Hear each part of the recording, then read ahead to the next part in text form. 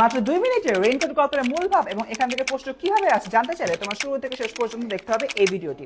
প্রথমেই আমরা জানবো ভীতু মন মানসিকতা।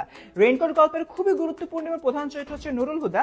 নুরুল হুদা ব্যক্তিগতভাবে খুবই ভীতু, সে অল্পতেই ভয় পেয়ে যায় এবং শুধুমাত্র তাই না, তার শ্যালক মিন্টু যখন মুক্তিযুদ্ধে যায় তখন দেখা যায় সে দ্রুত সে বাসাটাই চেঞ্জ করে ফেলে, কারণ তার কাছে মনে হয় পাকিস্তানি হানাদার বাহিনীরা তাকে এসে ধরে নিয়ে যাবে। এর পাশাপাশি সে মুসলিম যতগুলো কলেমা রয়েছে সবগুলো কলেমা ভালো করে মুখস্থ করে ফেলেছে, তারপরও তার মনে সবসময় ভয় থাকে এবং সে সবসময় মুক্তিযোদ্ধাদের হাত থেকে দূরে থাকতে চায়।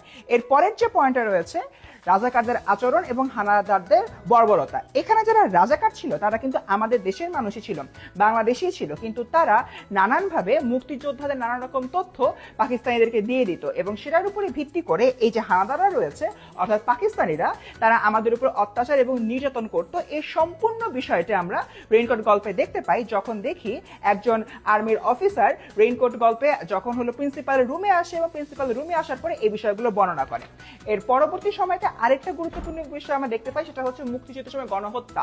এখানে আমরা দেখতে পাই যে মুক্তিযুদ্ধের সময় পাকিস্তানিরা কিভাবে নির্বিচারে বাঙালিদের হত্যা করছে এবং হত্যা করে তাদেরকে নানান জায়গায় ফেলে রাখছে, এটা নিয়ে তারা কোনো আলাদাভাবে কোনো কিছু করছেও না। এবং এরকম একটা জায়গায় আমরা দেখতে পাই গণহত্যার বিষয়টি আমাদের এই সম্পূর্ণ গল্পে ফুটে উঠেছে।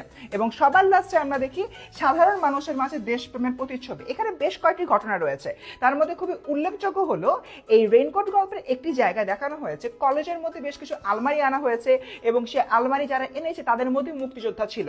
আবার এখানে রাজাকার হিসেবে চিহ্নিত করার কারণে ওই কলেজের প্রিন্সিপালের যে বাড়িটা রয়েছে বাড়িটা ট্রান্সফরমার উড়িয়ে দেওয়া হয়। এরকম অনেক ধরনের ঘটনা দেখতে পাই যেটা করেছিল আমাদের সাধারণ মানুষের এবং তাদের মধ্যে রয়েছিল দেশপ্রেম।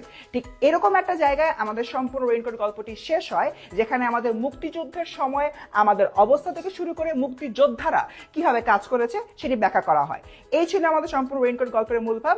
দ্রুত কমেন্টে জানিয়ে দাও একটি প্রশ্নের উত্তর, সেটা হচ্ছে এই রেইনকোট গল্পে উল্লেখিত কলেজের প্রিন্সিপালের নাম কি। পাশাপাশি ভিডিওটা ভালো লাগলে এখনই সেভ করে রাখো।